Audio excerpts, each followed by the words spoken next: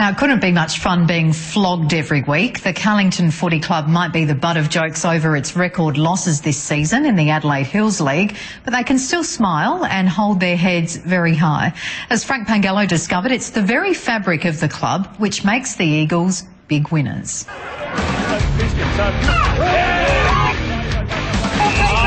Ready to go, right. Some people just want us to fold up and go away. Well, get nicked, it ain't happening.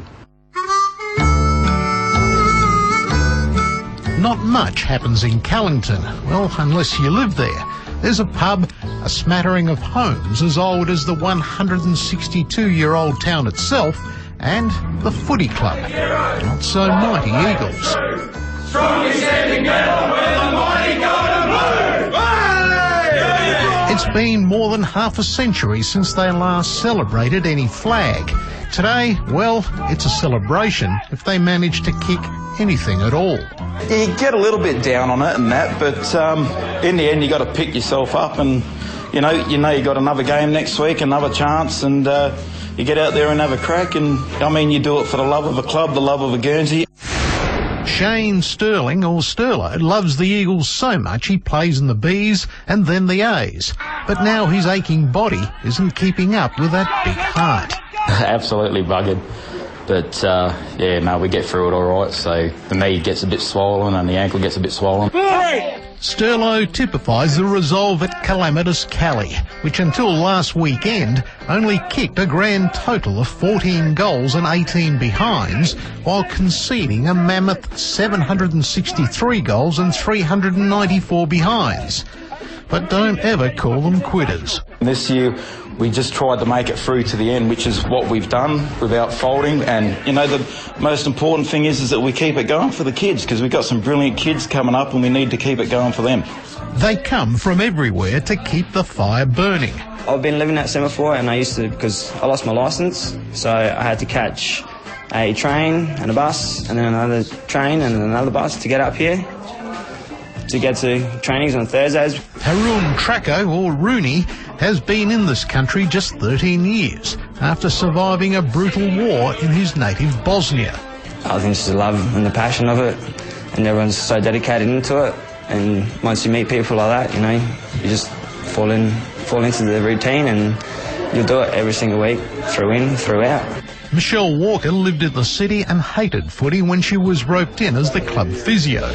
But she loved the club so much, she moved into the town. We have that joke every week. If we could strap my girly bits tight enough, I would wear a Guernsey and play. Simon Lobby Lamb split his head open in a car accident a few years ago. Doctors have warned him against playing.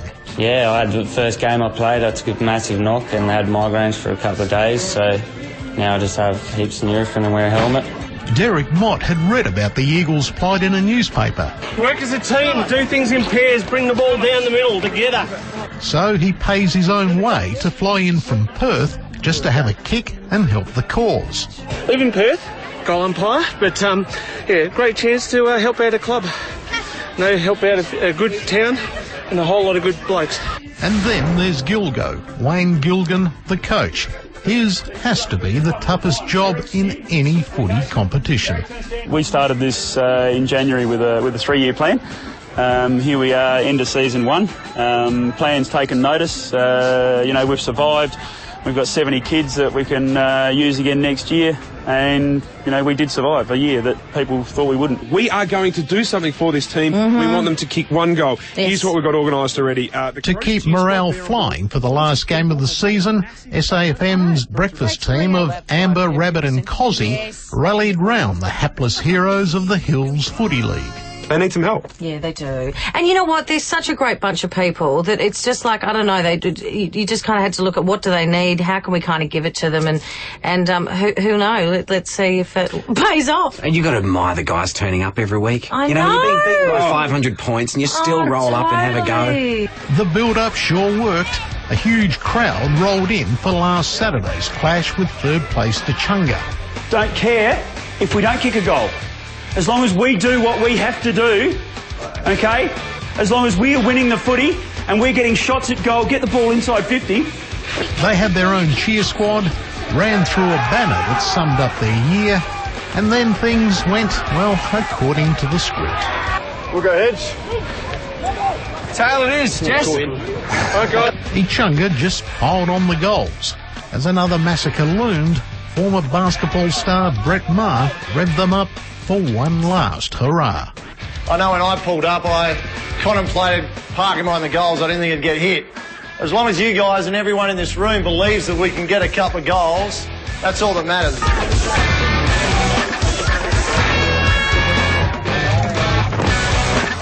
Still got to wave all flags for all of them, so you get sore arms.